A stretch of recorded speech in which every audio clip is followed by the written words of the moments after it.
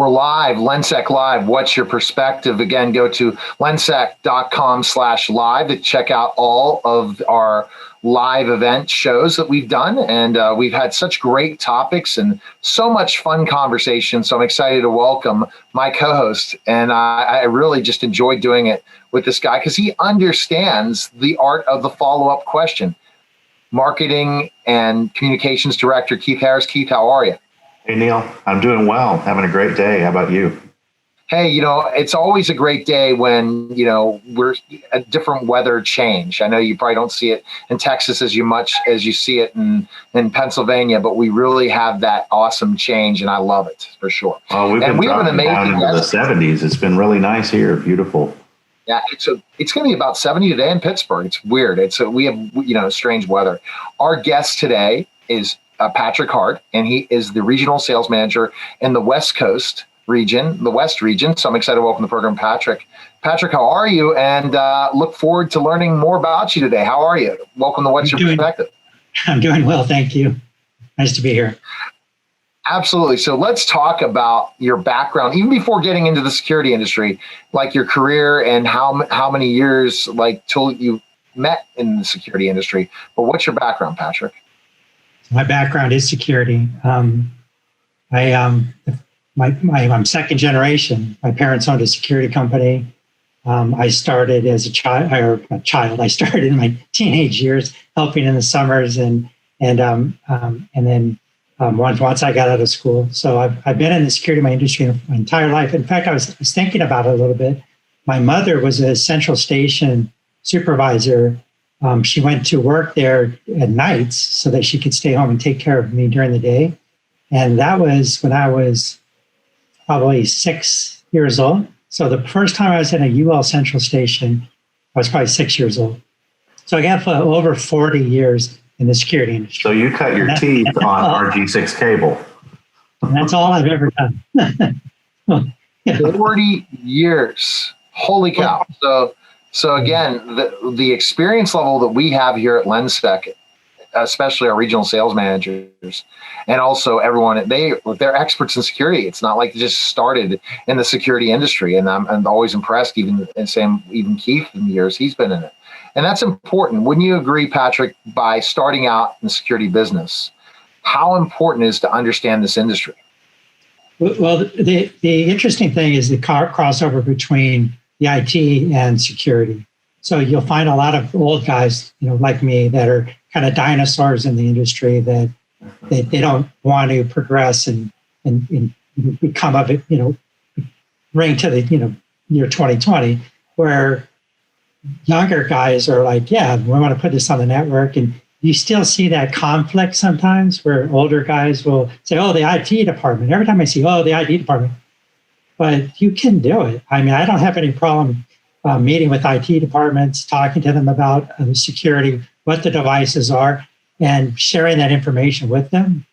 I think it's more of a fear factor than anything else. Sometimes people are afraid of things they aren't experts at, and they're not willing to just take the chance to try to do something different. So they just say, well, this works, we're going to stick with this, and why would we want to try to change it and do something different? So, so I with my career, I've tried to progress and stay up to date on whatever the newest, latest, greatest technology there is. Interesting. You've seen a lot of change in the industry. I mean, obviously, if you've been in the industry that long, you know the insides and outs of analog systems. And then you've lived through and are experiencing the transition over to IP-based security systems. So there's a big difference in quality and the types of equipment that people are using now as compared to when you started, right? So yeah, exactly. So I actually can date back to McCullough. So I don't know if you guys ever heard of McCullough loops, but back in the old days, before they had broadband, the alarm transmissions were sent on a gigantic electric loop from business to business. And there was literally a little cog wheel that was physically wound up, and the teeth were cut out on the cog, and how it ticked across that line would make a ticker tape in its central station and they would physically, back in the old days, read that tape and say, oh, the alarm's going off at this location. It's odd because I actually went to a hospital in Los Angeles, and they had one of those units in a glass case over it. And I said, oh, that's nice. You've preserved this for this antique. And I go, oh, no, we still use it. I was like, what? So I'm sure you can go to like Manhattan and places that are really, really, really old school that probably still have it. I'm sure that they're not being read by somebody physically looking at the tape. It's all done electronically. But the technology, you know, there's old technology that's still used today that's really interesting. But I have seen the progression from McCullough loop to digital dialers. The company Bosch, who bought Radionics back in the day, came out with some of the first digital dialers that would automate the systems and send signals via phone lines. And then from phone lines, they went to data lines, and then where it's progressed today, where it's all on networks. So today we're definitely a lot farther along than back in the day when I first got into this business. So the business of your family, was it residential or commercial type of security business? So it was both. We did residential and commercial. One of the things that happened that really, it's funny, kind of helped my family's business is we were one of two companies in a small town. And the small town, there was like us and then this big monster of a company that was a lot more expensive. So we were much more competitive price-wise. But when I was a junior in high school, the high school got broken into, and it was lit on fire by a 16-year-old and two juveniles that burnt the administration building down. And the company that had the alarm system there wasn't my parents' company, it was another company. They did not dispatch the police because they had so many false alarms that they just said, oh, it's another false alarm. They ignored it. And then by the time the police were dispatched, the fire department showed up, the school administration building was destroyed. And so that helped my parents because we got not only the high school, we also did the junior high schools in the town. There was 3 junior highs, and we got all that business, which was good for us, but it was bad for the other company and good for me. So that was part of the experience. So not only did we do a lot of residential, but I also had commercial experience with schools, which was interesting on the LENSEC side, where LENSEC started, has a lot of schools. It's kind of, there's a huge amount of parallels between my career and LENSEC's career. And it's interesting how I fit in. Hey, that's the interesting thing, how we put all these cogs together. Again, I'm a former school teacher, so I understand education, that ends education vertical very, very well. Being in the halls for 9 years and those 4 walls, and understanding the challenges that educators go through on a daily basis, especially with COVID-19. All right, Keith, what other things do you want to know about Patrick's security background? I mean, I think we could have like 3 parts. It sounds like if he started out with his family. Well, and Patrick, I know you spent a lot of time in recent years getting up to speed on things like artificial intelligence and facial recognition and video analytics and things like that. Tell us about some of your experiences there and what you've learned through the process of moving into the future, so to speak. So let me take you to the timeline really quickly. So I was basically an installer, technician, an integrator. Once my parents sold the company off, I started my own company. I was a subcontractor for 10 years. And in the year 2000, I started to see technology that I had never seen before. So remote video monitoring and 2-way audio was something that really fascinated me. I never seen anything like that. It's like, so if the alarm goes off at this location, we can see and hear what's going on and actually talk to the person and say, hey, you in the blue shirt, you leave the premises, that type of thing.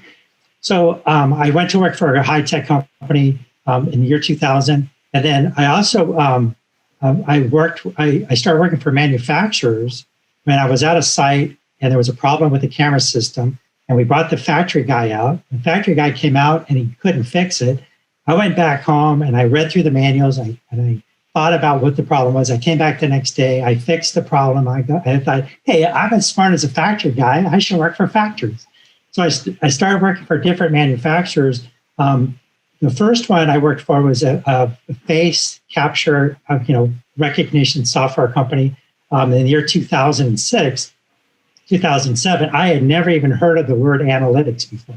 Literally I had to look it up. It's like, what is video analytics? I have no idea what this is.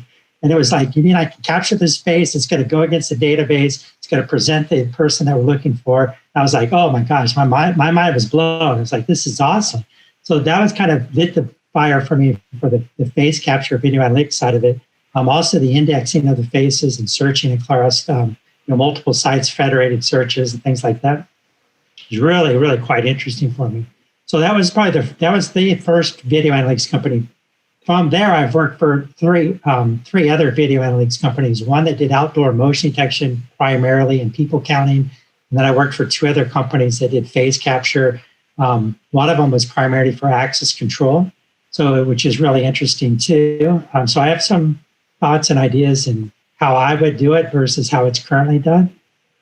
And then I also worked for a company that had a LiDAR motion sensor. So LiDAR is a whole nother avenue that I think is underdeveloped in the security industry.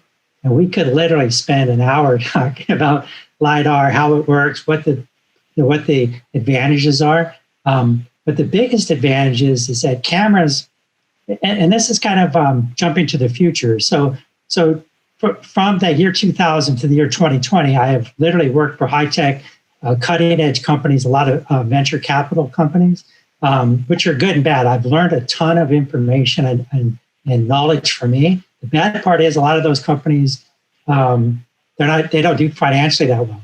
They're venture capital, and some of them went under, some of them were purchased. So I've been through a lot of influx over the years as far as stability, but I always think as long as I continue to learn, that's what's most important. But taking us from today, I think artificial intelligence we're just scratching the surface. Yes. And I think if I could talk about the future, I think that we're going to see more sensors, more devices. The idea is that everything will be on the network, and then artificial intelligence will be able to look at everything that's happening and then give you anomalies, give you security, give you different information, and ask it after the fact. You could come back and say, hey, it's my site in San Francisco. Am I utilizing space accurately? How could I utilize space better? How could I do heating and air conditioning better? And ask the system or ask the artificial intelligence questions after the fact.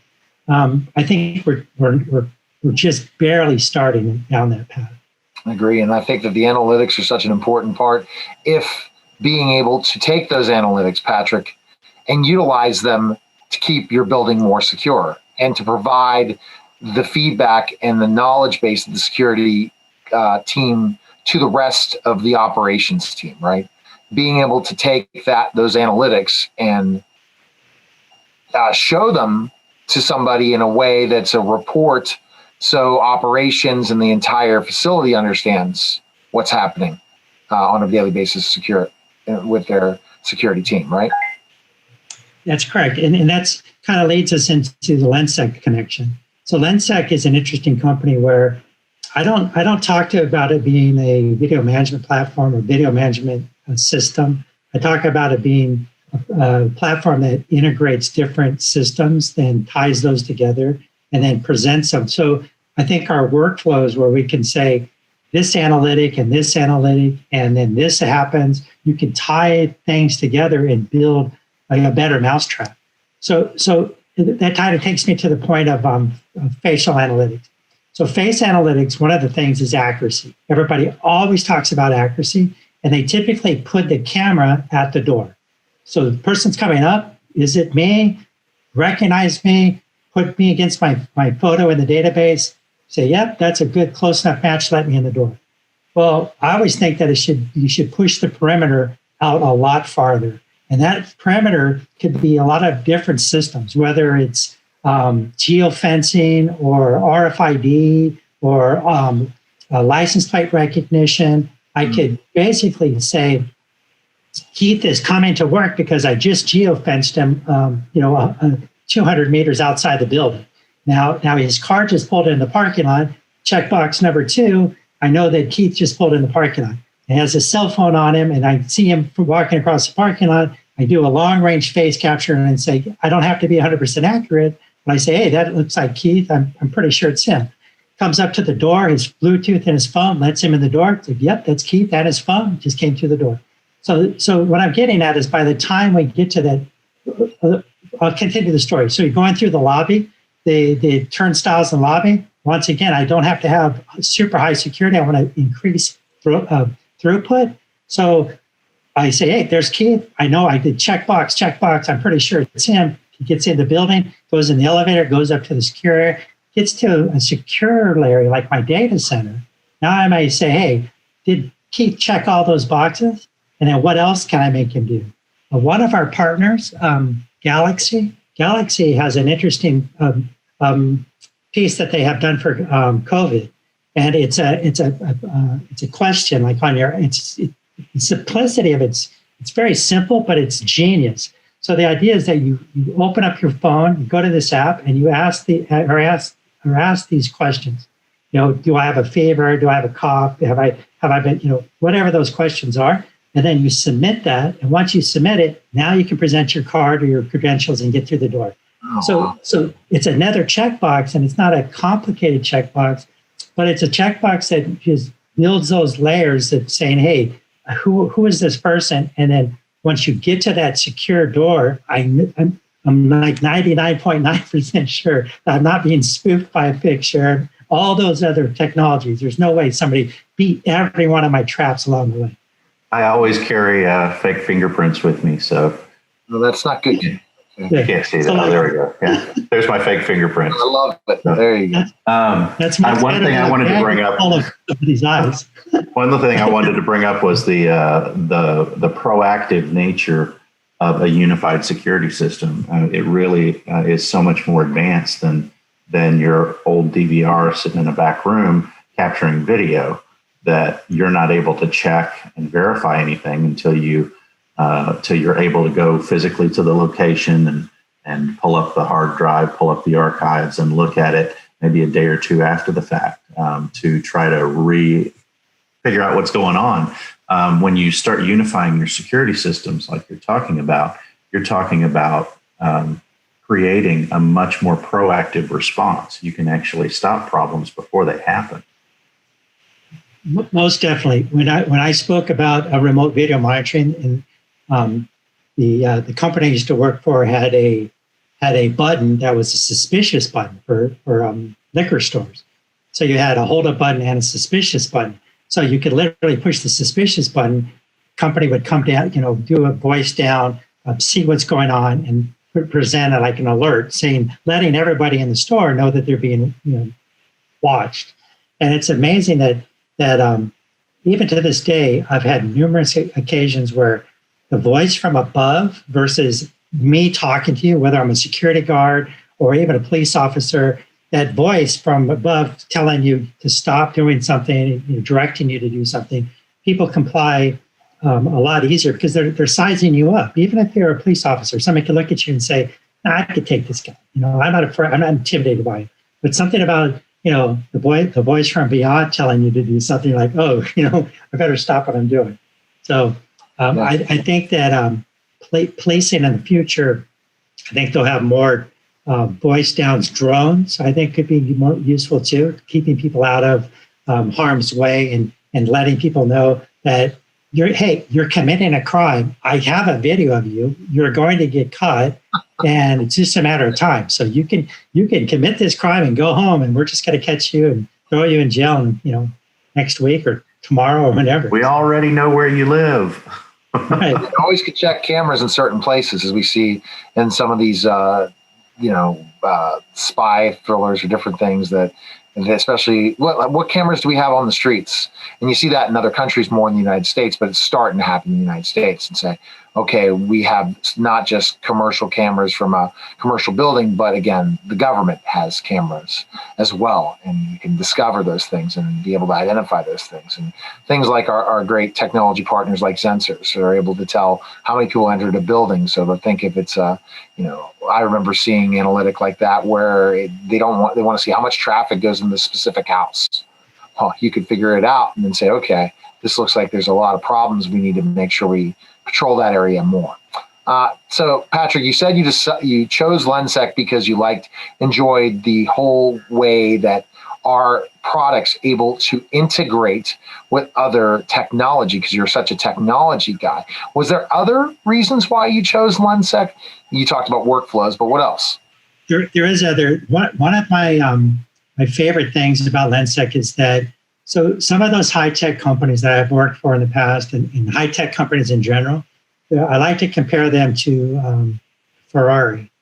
Or a car that goes really fast and performs a certain feature very well, getting from point A to point B in a very short period of time. But that doesn't help you when you're trying to go to the grocery store. So maybe, a minivan is a better choice for, a family, so day to day. So security, you have to think about stability, quality, and longevity, things that aren't that exciting, doesn't necessarily get Silicon Valley, crazy money, but it's those pieces. So the LENSEC system being stable really helps me a lot because part of my reputation, even in video analytics, was that I would design systems and show people that it's going to work like this with these caveats, and it will work, but up to a certain degree. I would never oversell the technology, which a lot of companies did in the past. But I would say, this is how it's going to work. This is why it does this and that. So with LENSEC, having the stability of a company and a platform that, it's not on the edge of, GPUs just barely struggling to work. It's a stable box that works really well. And for me, that means a lot. So there's something to be said about high tech, cutting edge technology. There's also something to be said about stability and longevity and security. And those are the things you look at in the security industry. And that's part of the reason why the security industry is slow to adapt technologies. So I think that if you look at the automobile industry, thermal cameras, before they put thermal camera cores into cars, thermal cameras, it was basically FLIR was like the only player on the block, and the cameras were super expensive. In fact, I think Dallas-Fort Worth, the airport had 4 thermal cameras that were liquid cool, and I think they were $250,000 a camera from FLIR. And that's probably 10 or 15 years ago. So if you fast forward, you say, well, how did the technology come down in price so much? Well, the automobile industry. So I think the technology in the automobile industry, I think the next one's going to be flash radar or LiDAR, and it's going to be something that will bring us back to more information and drive that price down. And I mentioned LiDAR before in the past. So if you imagine you're seeing me in 2D in this picture, but if the LiDAR was with the same location of the camera and filling this room, and you had X, Y, and Z coordinates, and you knew exactly how tall I am, how wide I am. Every time I come in, you could recognize my face, but you could also know that, hey, this guy's 6 feet tall. He's roughly, 195 or whatever. You could get attributes from me and say, oh, the LiDAR is telling me even more information. And also depth of field. The problem with cameras is that when I'm close to the camera, I look a lot bigger than when I'm in the foreground or the background. I'm a lot smaller. LiDAR doesn't work that way. LiDAR will tell you the size of the object in the foreground and the background and tell you accurately, say, this is the size of this object, and you can determine what it is. So I'm a big proponent of, obviously, laser, and a lot of people tease me about it. They call me the laser guy. But I think that if you were betting, and you said, hey, in the next 10 years, what technology is really going to take off? I'm going to start going to my TD Ameritrade account and start investing in some LiDAR technologies. Wow. You'll be a rich man one of these days. well, maybe. I look back at Google and things like that. I designed a security system. Well, I guess I can't talk about that. Never mind. I have to think about all the NDAs I've signed too over the years. Sometimes I want to talk about it. Okay. So you've done a lot of things, Patrick. So jumping into talking about why people in the West region should work with you, what would you say, the end user and also the partner? So for me, I like to think that the company's obvious. You know, I mentioned the fact about the stability of the company and what we bring to the table as far as the product is concerned, but the stability of the platform and then also the interconnectivity between all those different diverse systems and then tying those systems together. So and the cost. So I like to say that LENSEC is rich in features, but the cost is comparable to systems that are sold in a box. So and an enterprise system. So with that said, that's part of part of what I bring to it, but also bring that knowledge base where I can help people design systems and understand that how you can maximize your efforts and minimize your cost is really what I'm good at. And sometimes something as subtle as like a room. And you say, oh, the camera should go in this corner because we want to look at this object or this location. Well, my experience as a technician say, yeah, that would be the ideal spot, but this spot, there's a lot easier cabling to, and you can actually get to this spot and it'll save a lot of money, or maybe aesthetics are better. And you say, this is the location I would recommend. So I think my background in system design will help us in the West build confidence and we're say, hey, we're not just recording video and presenting video. We do that, but I can also help how everything else will connect all those dots. So that's kind of what I bring to the table is my experience to connect those dots. And then I have a proven track record of success in systems that are challenging to make them actually work. One of the things I've done in the past is exit lane breach control. And exit lane breach control is basically at airports when people are exiting the secure area to the non-secure area and somebody going the opposite direction. And a lot of times you think, oh, it's pretty simple. I just put, camera in and look at line crossing. Somebody goes the wrong way, it's going to set up the alarm. Well, there's so many things that go into that design that you have to think about, like obstruction, excursion, size of the people, where the camera's located, lighting, shadowing. There's so much stuff that goes into it that's really quite complicated. I always get a kick when I go to certain airports and I'll take a peek and see if the system that I sold them 10, 15 years ago is still running. And I'm like, oh, good, they're still using the system that I installed. So that's kind of fun. Wow. Yeah. Well, your parents started you young, pulling cables through attics when you were 12, right? So you know about where to put the cameras because you've been up in the attics and know how to run the cables, I'm sure. My advice today would be to try to build everything on the network. I mean, everything.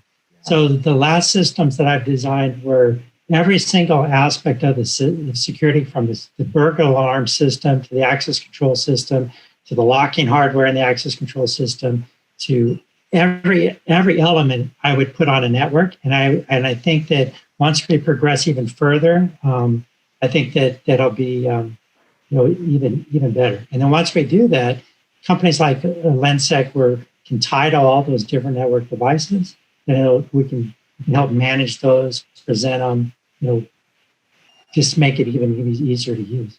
It's exciting. So Patrick, So Patrick's all about security, but we want, again, part of this get to know, introduce Patrick Hart is, what do you enjoy doing outside of security, like the hobbies, things you like to enjoy on your off time? So with me, everything is about typically sports and family. And then when my kids were younger, it was combination sports and family. So basketball and soccer are the two sports that I grew up playing. I played soccer in high school and college. And then my son and my daughter, I coached both of them. I coached my son in soccer and basketball when he was growing up. And then I coached my daughter in soccer until she became better than my coaching skills. So I remember taking shots at her when she was 13 years old. She was a goalkeeper. I'd take shots at her when she was 13. I'm like, if you can stop my shots, there's no 13-year-old on this planet that you can't stop these shots for. So she went on and set collegiate records at school and had a really nice soccer career. And I think that going forward, like retirement, I think in another 10 years, I'll be ready to retire. I think coaching was what I would want to progress into. But I live in a great location. I just recently moved to Las Vegas. I live in Henderson. I live on a golf course. I can walk across the street to the club. There's a golf club course across the street from my house. Also, from where I live, I can ride my bicycle to Lake Mead. Lake Mead, the national park, is just right down the street. And there's hiking trails, there's boating. We go water skiing in summer. Las Vegas also has Mount Charleston, which you can go snow skiing in the winter. So there's like so much to do here. It's crazy. And then I'm only a few hours away from Southern California or Arizona. There's so much to do. It's crazy. In fact, I just sent somebody in our company, Bryce, some pictures of Las Vegas. We were talking about Las Vegas, and people typically think of the Strip, but there's like so much more out here to do. It's like, so it's exciting. And I like it. So sports. Well, we hope to see Patrick, hopefully at ISC West, Keith, if it happens, right? We're hoping because we're ready to get back to the trade show season, not virtually. Yeah. Maybe we'll get there. I'll see. I also golf. I know I mentioned golf, but so I said that I like high tech things, like in the security industry. I also like high tech golf. So my golf instructor is actually a company called Robo Golf, and it's a gigantic robot that gives you the proper swing pattern. So all things high tech. That's what I learned. Well, it's hopefully if you're going to live on a golf course, you can golf, Patrick, and it sounds like you can. So that's good. Well, it's time-wise. I'm not as good as I could be, but sorry, Yeah. We can see that competitive nature in your kids from sports, then also you as and all other things. So it's understandable and a technology guy. So Keith always summarizes our guest. So go ahead and summarize Patrick. Well, Patrick, we're so grateful to have you on at LENSEC. Your years of experience really bring a lot of technical skill, and just the amount of energy you put into making sure the customer gets the right thing is exactly what this company is all about. We really pride ourselves in developing good partnerships and good relationships with those partners. So your skill there is obvious, and we're glad to have you along. Thanks for being with us. Thank you. I appreciate the people that work here too. I mean, it's also a great team behind the team. So I always say that about product. It's always great to have a product that you can stand behind. Those are the people behind company are also. I haven't met anybody who said, "Oh my gosh, I don't want to be around that guy." Everybody's been great. So I enjoy working here quite a bit.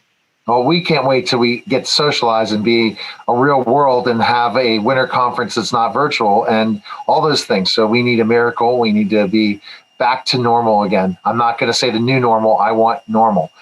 So where can people that are interested in finding out about you, Patrick, especially in the West, and want to contact you to get a demo, where's the best place they can go? Is it LENSEC's website, or you also want to give out your email too for people? My email, it's funny, my email for the longest time used to be PHART, but that doesn't sound very good if you sound that out phonetically. So my email address at LENSEC, LENSEC actually helped me out. So it's CPHART. So Charles is actually my first name. So it's Charles Patrick. So CPHART at lensec.com. Also, LinkedIn's a good place to get a hold of me if somebody wants to find me on LinkedIn. Either location's easy. Awesome. And everyone needs to go check out lensec.com/live to catch up with all the different episodes of What's Your Perspective and check out different things on different subjects and things like that. You can find it there. Follow us on all social media platforms. And if you have questions, always drop us. And you can go right onto the website and ask a question right now. And our team will contact you ASAP. So again, thanks again for stopping by. And Patrick, thanks for coming on the show. Keith, again, thank you for co-hosting. And another great What's Your Perspective? And take care. And we'll see you guys next week. Bye. Thank you very much.